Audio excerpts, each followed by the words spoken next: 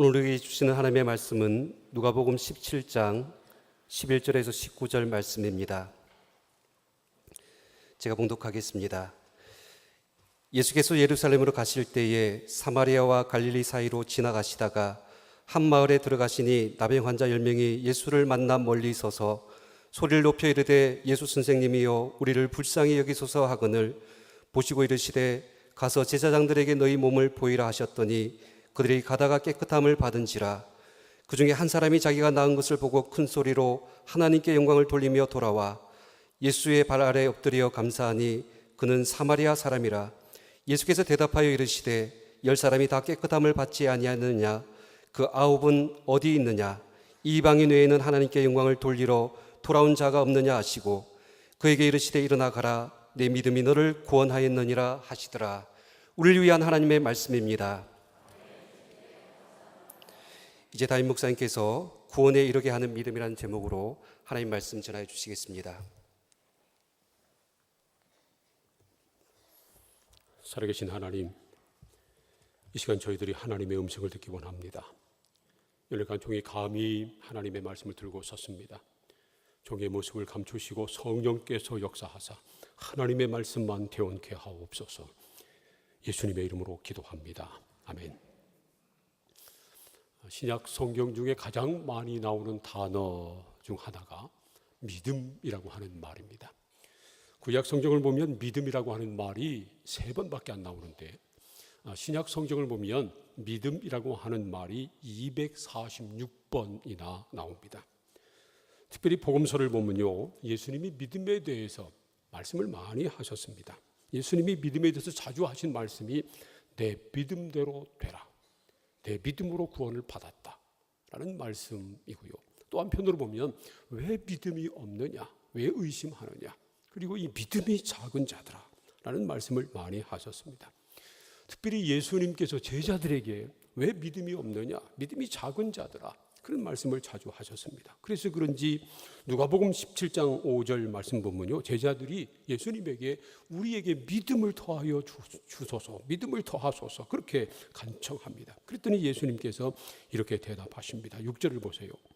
주께서 이르시되 너희에게 겨자씨 하나일 만한 믿음이 있었다면 이 뽕나무더러 뿌리가 뽑혀 바다에 심기어라 하였을 것이요 그것이 너희에게 순종하였으리라. 이렇게 말씀하십니다. 이 말씀을 뒤집어 생각해 보면요, 예수님이 보실 때 예수님의 제자들에게 겨자씨 하나일 만한 믿음도 없었다는 겁니다. 겨자씨는 씨앗 중에서 아주 작은 씨앗입니다. 우리나라에서는요, 아주 작은 것을 깨알만하다 그렇게 표현하잖아요. 그런데 이 겨자씨는 깨알보다도 더 작습니다. 누가 그러더라고요. 겨자씨가 어느 정도 작냐면요, 볼펜으로 종이에다가 점 하나 찍었을 때 그 점만 하다는 겁니다. 볼펜에 똥이 있는 볼펜은 안 되고요. 그럼 너무 커지니까 아주 깨끗한 볼펜으로 점 하나 찍었을 때 그때 그 크기가 겨자씨의 크기라는 겁니다. 그러니까 제자들에게 그만한 믿음도 없었다는 겁니다. 놀랍잖아요. 그런데 19절로 내려가서 보면 예수님이 한 나병 환자에게 하신 말씀이 또 우리를 놀라게 만듭니다. 이런 말씀을 하셨습니다. 일어나 가라, 내 믿음이 너를 구원하였느니라. 제자들에게는 겨자씨 하나일 만한 믿음도 없다고 말씀하신 예수님께서 이 사람에게는 내 믿음이 너를 구원하였다 그렇게 말씀하신 것입니다. 더군다나 이 사람은요, 나병 환자였습니다. 그리고 사마리아 사람이었습니다. 당시에 나병은 저주받은 병으로 여겨졌습니다. 왜냐하면 불치병이었고요, 전염병이었고요. 이 나병에 걸려서 심해지면 몸이 뭉그러지기 때문에 그렇습니다. 그래서 나병에 걸리면 동네에서 쫓겨났습니다. 동네 들어오지도 못하고 동네 밖에서 사는 저주받은 병이었습니다. 오늘 함께 읽은 말씀 중에 누가복음 17장 12절 13절 말씀을 보면요, 예수님께서 한 마을에 들어가시는데 동네 어귀에서 10명의 나환자들을 만납니다. 그들이 예수님께 가까이 오지도 못하고 멀리서 예수님 보고 소리를 쳤습니다. 예수 선생님, 우리를 불쌍히 여기소서. 이렇게 말이죠. 이 사람들은 동네도 들어가지 못하고 동네 밖에서 살던 그런 사람이었습니다. 이런 사람에게 예수님께서 내 믿음이 너를 구원하였느니라, 그런 말씀을 선포하신 것입니다. 더군다나 이 사람은요, 사마리아 사람이었습니다. 16절을 보면 예수의 발 아래에 엎드려 감사하니 그는 사마리아 사람이라, 그렇게 말씀합니다. 그 사람이 사마리아 사람이었다는 사실을 굳이 밝힙니다. 그리고요, 또 넘어가서 18절을 보면 예수님도 그 사실을 드러내십니다. 이 이방인 외에는 하나님께 영광을 돌리러 돌아온 자가 없느냐. 이 사람이 이방인 사마리아 사람이었다는 것이 이처럼 강조됩니다. 그리고 이 사실은 아주 놀라운 것입니다. 왜냐하면 당시에 사마리아 사람들은 구원의 대상이 아니라고 여겨졌기 때문에 그렇습니다. 그들은 피가 섞인 혼혈인이었고요, 그래서 무시당했습니다. 그래서 유대인들은 이런 사마리아 사람은 상종조차 하지도 않았었습니다. 그러니까 이 사람은요, 구원받을 가능성이 안 보이는 겁니다. 나병 환자였죠. 사마리아인이었습니다. 그런데 예수님께서 이런 사람에게 구원을 선언하십니다. 내 믿음이 너를 구원하였느니라. 이 예수님의 선언은 아주 중요한 두 가지 사실을 가르치고 있습니다. 하나는요, 하나님의 구원은 모든 사람을 위한 것이라는 겁니다. 하나님의 구원은 유대인만을 위한 것이 아니라 이방인을 위한 것이기도 하다는 겁니다. 하나님의 구원에는 차별이 없다는 겁니다. 하나님의 구원에는 나병 환자든지 아니면 건강한 사람이든지 전혀 상관이 없다는 겁니다. 그래서 말이죠, 디모데전서 2장 4절 말씀을 보면 하나님은 모든 사람이 구원받으며 진리를 아는 데 이르기를 원하신다고 기록하고 있습니다. 또 디도서 2장 11절에서도요, 모든 사람에게 구원을 주시는 하나님의 은혜가 나타났다고 말씀합니다. 하나님의 은혜는 모든 사람에게 구원을 베푸시는 겁니다. 그래서 우리가 전도해야 하는 겁니다. 왜냐하면 이 구원의 은혜는 우리들만의 것이 아니라 모든 사람들의 것이 돼야 하기 때문에 그렇습니다. 그게 하나님의 소원입니다. 그러므로 사랑하는 성도 여러분, 담대하게 그리스도의 복음을 전하시기를 축복합니다. 하나님의 은혜는, 하나님의 구원은 모든 사람들을 위한 것이기 때문입니다. 또 한 가지 사실은요, 하나님의 구원은 믿음으로 받는다고 하는 것입니다. 그래서 예수님이 그 사마리아 사람에게 일어나 가라, 내 믿음이 너를 구원하였느니라, 그렇게 말씀하신 것입니다. 여기서 예수님이 말씀하시는 구원은요, 육체의 병에서 낫는 것만을 말하는 것이 아닙니다. 어려운 문제가 해결되는 것을 말하는 것이 아닙니다. 하나님 나라의 백성이 되는 것입니다. 그래서 그 다음 19절 그렇게 선포하신 다음에 20절, 21절 말씀 보면요, 하나님 나라에 대해서 말씀합니다. 하나님의 나라는 너희 안에 있느니라, 그렇게 예수님이 말씀하십니다. 이 나병 환자에게 하나님의 나라가 임했다는 겁니다. 하나님의 백성이 됐다는 겁니다. 구원의 은혜가 그 사람에게 임했다는 것을 그렇게 말씀하고 있는 것입니다. 성경이 말씀하고 있는 진리는 분명합니다. 믿음으로 구원받는다는 겁니다. 하나님의 나라도 믿음으로 가는 나라인 것입니다. 그런데 말이죠, 우리가 말로만 다 예수 믿습니다, 주여 주여 말로만 하는 그 믿음이 과연 우리를 구원에 이르게 할 수 있을까요? 우리는 오늘 예수님께서 내 믿음이 너를 구원하였느니라 그렇게 선언하신 그 사마리아 사람, 그 사람의 믿음이 어떤 믿음이기에 구원에 이르게 했는가 하는 것을 배울 수 있습니다. 첫 번째로는 순종하는 믿음이었습니다. 이 사마리아인이 구원받은 것은요, 예수님의 말씀에 순종했기 때문이었습니다. 예수님께서 예루살렘으로 가는 도중에 사마리아와 갈릴리 사이를 지나시다가 한 동네에 들어갔는데 동네 밖에서 나병 환자 10명을 만나지 않았습니까? 그 나병 환자들은 동네에 들어가지도 못하고 동네 밖에서 살고 있었습니다. 이 사람들이 병 낫기 위해서 얼마나 노력했겠어요. 좋다는 약은 다 먹었고 용하다는 의원 다 찾아다녔을 것입니다. 그런데 병 낫지 못하고요, 계속 나병으로 지금 죽어가고 있었습니다. 그런 차에 예수님의 소문을 들은 겁니다. 예수님은 각색병을 다 고치시고 귀신도 내어 쫓으시고 심지어 죽은 사람도 살리신다고 하는 이 놀라운 소식을 들은 겁니다. 그리고 또 한 가지 놀라운 소식은요, 그 예수님이 자기 마을로 오고 계시다는 겁니다. 그래서 그들은 목이 빠져라 예수님을 기다리고 있다가 예수님을 보자마자 멀찍이서 소리친 것입니다. 누가복음 17장 12절과 13절 말씀 우리 함께 읽겠습니다. 시작. 한 마을에 들어가시니 나병 환자 10명이 예수를 만나 멀리 서서 소리를 높여 이르되 예수 선생님이여 우리를 불쌍히 여기소서 하거늘. 나병 환자들은 예수님을 보고도 가까이 가지 못하고요, 멀리 서서 멀찍이서 큰 소리로 외쳤습니다. 그런데 12절은 그들이 예수님을 만났다고 기록하고 있습니다. 이상하잖아요. 최소한 우리가 누구를 만났다 그러면요, 손을 내밀면 악수할 정도로 가까이 서서 서로 만나서 인사도 하고 대화도 하고 그랬을 때 내가 그 사람을 만났다 그렇게 말하는 겁니다.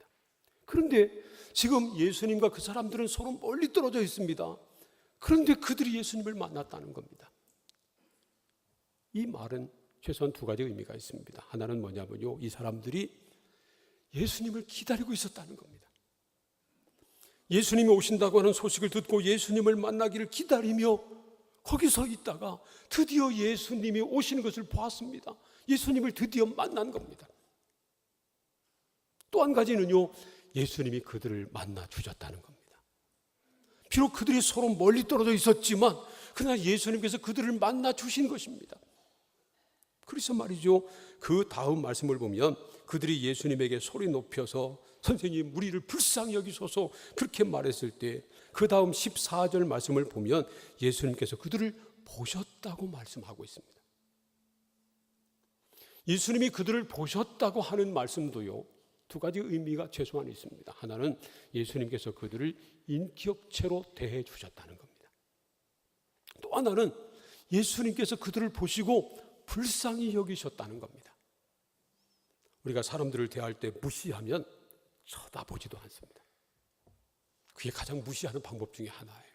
봐도 안 보는 겁니다. 인사해도 눈도 마주치지 않는 겁니다. 근데 우리는 그러면 안 돼요. 아주 잘못된 것입니다. 그래서 여러분, 서로 대화할 때 눈을 보시기를 바랍니다. 서로 인사할 때도 눈을 봐야 돼요. 악수할 때도 눈을 봐야지 이 사람하고 악수하면서 보긴 저기 봐요. 그거 무례한 겁니다. 예수님께서 그 사람들을 보셨다고 하는 것은요, 그 사람들을 한 인격체로 대하셨다는 겁니다. 존중하셨다는 겁니다. 그리고 보았다고 하는 말은 단순히 그냥 스치듯이 봤다는 것이 아니고요, 그 원어적인 의미는 보아서 잘 알게 됐다고 하는 그런 의미가 있는 말입니다. 그러니까 예수님께서 그 사람들을 자세히 보시고 그 사람들의 모양을 다, 형편을 다 아시게 됐다는 겁니다. 그래서 그 사람들을 향해서 말씀하십니다. 가서 제사장들에게 당신들의 몸을 보이시오. 그렇게 말씀을 한 것입니다. 그런데 말이죠, 그때 이 나병 환자들은 예수님께서 자기들한테 안수해 주시기를 기대했는지 모릅니다. 보통 성경을 보면 예수님께서 병자들에게 안수해 주시든지 만져주시든지 아니면 내 병이 이미 나았다 선언하시든지 그랬잖아요.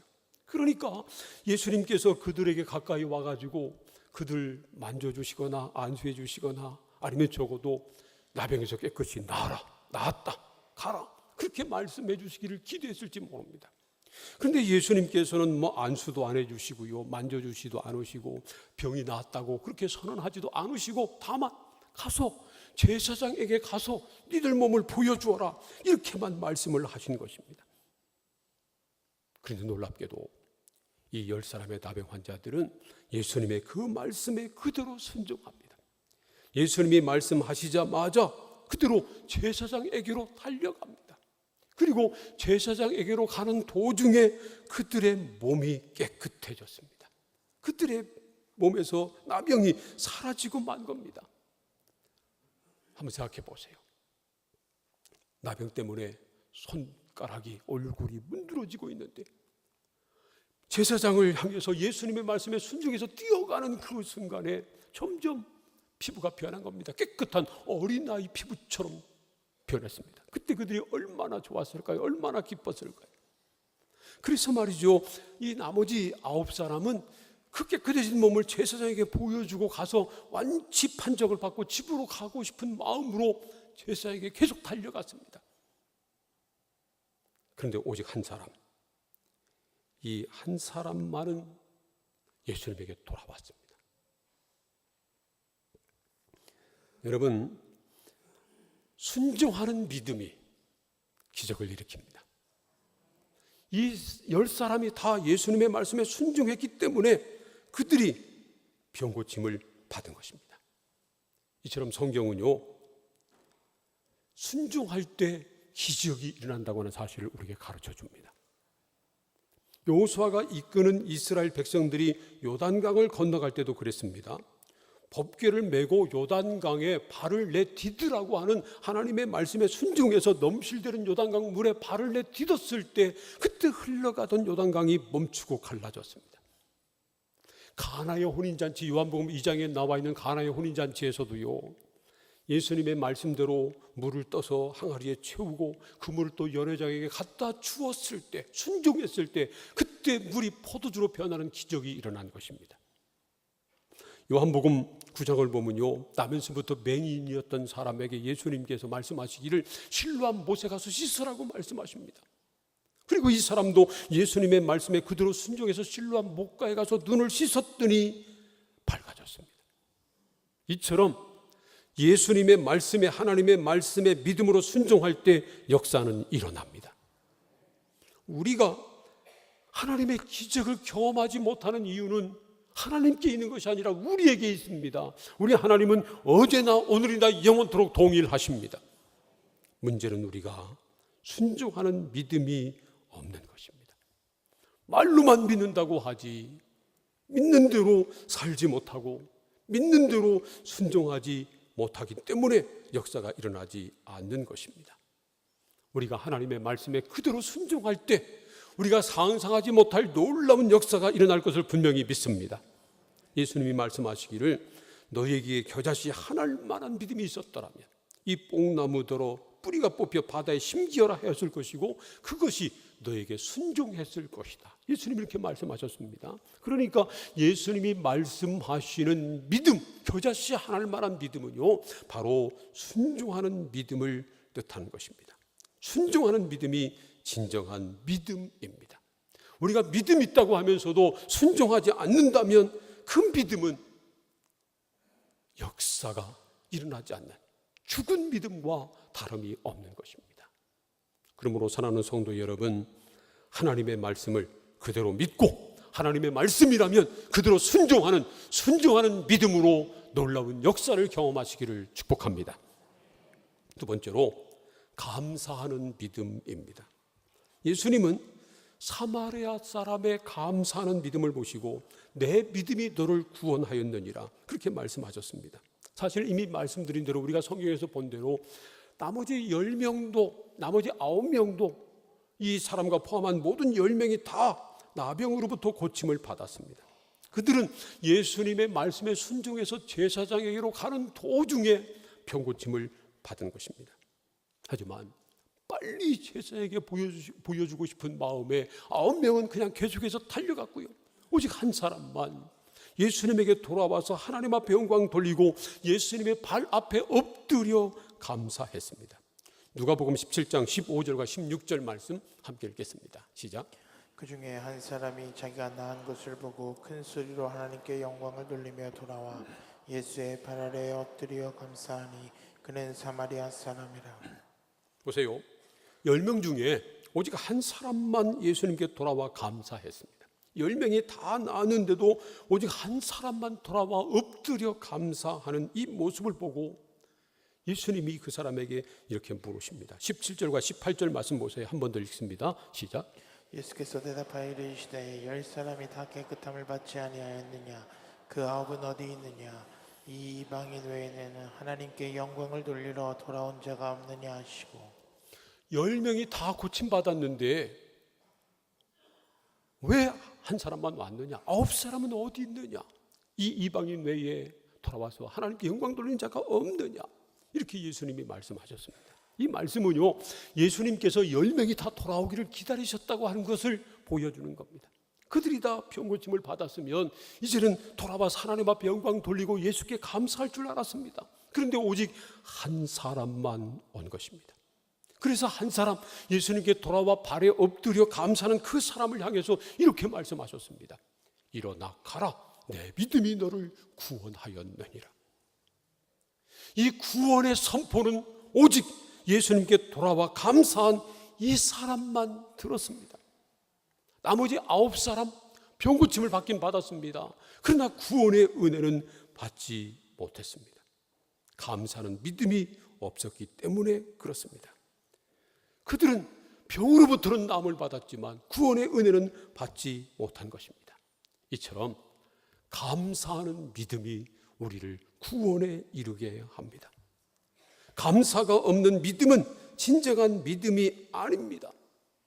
아무리 하나님을 믿고 하나님의 말씀에 순종한다고 하지만 감사가 없으면 절대로 구원에 이르지 못한다는 겁니다. 놀랍잖아요. 그냥 믿기만 하면 되지. 감사가 없으면 구원의 은혜가 없다. 그런데 그게 성경의 진리입니다. 분명한 사실입니다. 출애굽한 후에 이스라엘 백성들을 보면 압니다. 출애굽한 이스라엘 백성들, 광야에 있던 이스라엘 백성들은요, 전부 다 함께 홍해를 건넌 사람들입니다. 놀라운 기적을 경험한 사람들입니다. 그런데 그들 중에 대다수는 광야에서 살다가 힘들고 어려우니까 불평하고 원망했습니다. 그러다가 결국 불평하고 원망했던 사람들은 한 사람도 가나안 땅에 들어가지 못했고요. 그런 상황에서도 광야에서도 홍해를 건널 때뿐만 아니라 광야에서도 하나님만 의지하고 하나님을 찬양하고 하나님 앞에 감사하던 사람들만 가나안 땅에 들어갈 수 있었습니다. 이처럼 참된 믿음은 감사로 표현되고요, 감사는 구원을 완성합니다. 그래서 감사야말로 참된 믿음의 열매인 것입니다. 우리가 얼마나 믿음이 있느냐 하는 것은 감사의 열매를 보면 아는 것입니다. 그러므로 사랑하는 성도 여러분, 예수 그리스도를 주로 믿을 뿐만 아니라 예수의 이름으로 범사에 하나님 아버지께 감사할 수 있기를 축복합니다. 그렇기 때문에 데살로니가전서 5장 18절에서 말씀하시기를 범사에 감사하라, 이것이 그리스도 예수 안에서 너희를 향하신 하나님의 뜻이니라 말씀하고 있는 것입니다. 범사라고 하는 것은요, 모든 일을 의미합니다. 원어적인 의미는 그럼에도 불구하고라는 뜻이 있습니다. 우리가 생각할 때 감사할 만한 일이기 때문에 감사할 뿐만 아니라 그러지 못해도 그럼에도 불구하고 하나님께 감사해야 한다는 것입니다. 우리가 아무리 힘들고 어려운 일을 만나도 도저히 상식적으로는 감사할 수 없는 상황이 돼도 하나님 앞에 감사해 보세요. 감사를 고백하고 감사의 기도를 올리고 감사의 찬양을 드리고 감사의 예배를 드려보세요. 그럼 무엇보다 우리 마음이 변합니다. 우리 마음에 정말 감사가 넘치고요, 기쁨이 생깁니다. 그리고 그 모습 보고 하나님이 기뻐하시고요, 우리의 환경도 변화시켜 주십니다. 사도행전 16장을 보세요. 사도행전 16장을 보면 바울과 실라가 빌립보에 가서 복음을 전하다가 붙잡혀가지고 매를 맞고 그리고 깊은 감옥에 갇혔습니다. 발에 차고 채인 채로 깊은 감옥에 갇혔습니다. 그런데 한밤중쯤 됐을 때 바울과 실라가 기도하고 찬송하기 시작했습니다. 생각해 보세요. 그 시간, 그때, 거기서 기도하고 찬송할 수 있었을까요? 바울과 실라는 하나님 앞에 감사할 수 없을 때, 감사 찬양 올릴 수 없을 때, 기도를 올릴 수 없는 그런 시간, 그런 장소, 그런 상황에서 그럼에도 불구하고 하나님을 찬양했습니다. 기도를 올렸습니다. 감사를 드렸습니다. 그랬더니요, 놀라운 역사가 일어납니다. 옥문이 열리고 착고가 풀렸습니다. 우리가 도저히 감사할 수 없을 때, 도저히 감사할 수 없는 시간, 감사할 수 없는 상황, 그런 장소에서도 하나님께 감사하고 하나님을 찬양하고 하나님께 기도를 올리면 하나님이 영광을 받으시고 역사하시는 것을 믿습니다. 그래서 감사가 기적을 일으키는 겁니다. 그렇기 때문에 사랑하는 성도 여러분, 범사에 감사하시기를 축복합니다. 특별히 예수 그리스도를 주로 믿는 믿음의 사람들은 환경이나 사람을 원망하지 말아야 합니다. 우리가 환경을 원망하고 사람을 원망한다고 하지만 궁극적으로 그 모든 것은 전부 다 하나님을 향하게 돼 있습니다. 결국은 하나님을 원망하는 불신앙으로 빠지고 맙니다. 그래서 우리는 절대로 어떤 환경도 어떤 사람도 원망하지 말아야 돼요. 누가 그러더라고요. 늘 입만 열면 원망하고 입만 열면 불평하는 사람들, 이런 사람들은 원불교인이랍니다. 우리는 원불교인이 아니잖아요. 그리스도인이지. 사랑하는 성도 여러분, 어떤 사람에게도 원망하거나 불평하지 마시기를 축복합니다. 우리는요, 더불어 함께 사는 사람에게도 감사해야 돼요. 내 사랑하는 아내, 내 사랑하는 남편, 내 자식들, 특별히 우리 부모님들 얼마나 감사해요. 저도 살아가면 살아갈수록 제 아내한테 감사하게 되더라고요. 우리가 함께 신앙생활하고 있다고 하는 것 얼마나 감사해요. 더불어 신앙생활하는 믿음의 가족이 있다고 하는 것 얼마나 좋아요. 함께 예배 드리고 있는 믿음의 가족이 있다고 하는 것 얼마나 감사해요. 여러분, 옆에 앉아서 함께 예배 드리고 있는 분들에게 감사 인사 한번 하세요. 감사합니다.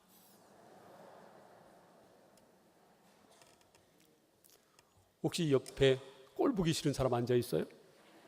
그런 분 한 분도 안 계시죠? 우리가 함께 앉아서 예배 드리는 것, 함께 주님을 섬기는 것 얼마나 감사해요. 더불어 살아가는 이웃에게도 감사하고 함께 일하는 동료에게도 감사하고 우리는 늘 감사해야 합니다. 늘 감사해야 합니다. 기도할 때마다 감사 기도를 올리고 찬양할 때 감사로 찬송하고 예배할 때 감사로 예배하고 오직 감사로 하나님 앞에 영광 돌리시기를 축복합니다. 어느새 다음 주가 추수감사 주일이 됐습니다.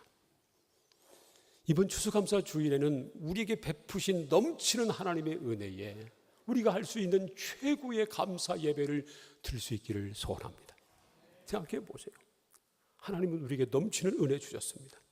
우리가 한 것보다, 우리가 받아야 될 은혜보다 항상 넘치게 하나님께서 은혜를 부어주십니다. 나 개인을 생각해도 그렇고 우리 가족을 생각해도 그렇고 우리 교회를 생각해도 그렇고요. 감사뿐입니다.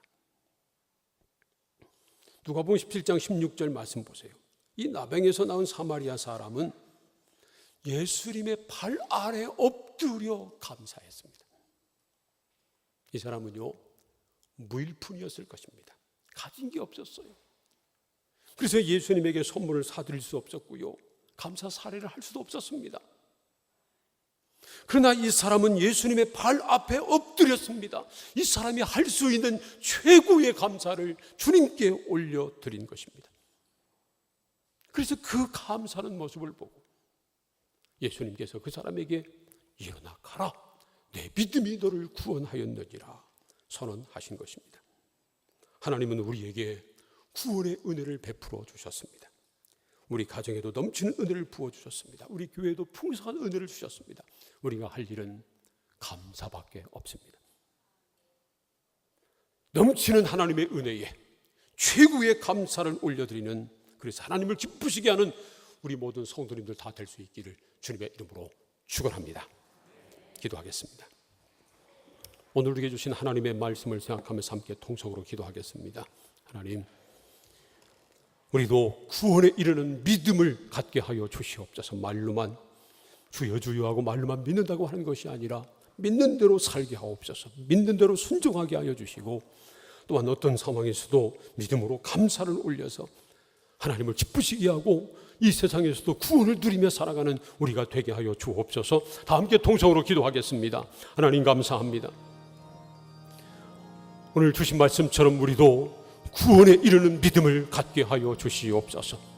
말로만 주여 주여 하고 말로만 믿는다고 하는 것이 아니라 이 사마리아 사람처럼 믿는 대로 살게 하시고 믿는 대로 순종하게 하여 주옵소서.